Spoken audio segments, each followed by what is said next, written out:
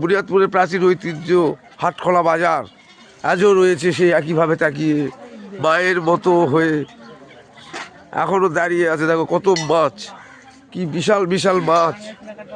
এখানে সস্তায় টাটকা মাছ পাওয়া যায়। এখানে মেন জিনিস হচ্ছে এখানে টাটকা জিনিস পাওয়া যায়, মাছ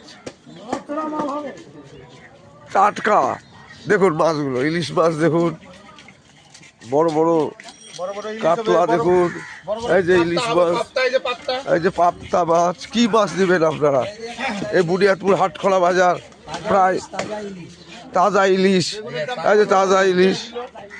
250 বছরের পুরাতন বাজার এটা, বুনিয়াদপুরের হাটখোলা বাজার। এখানে সব কৃষকরা সবজি বেচে এখান থেকে মাছ নিয়ে যায়। যদি আপনারা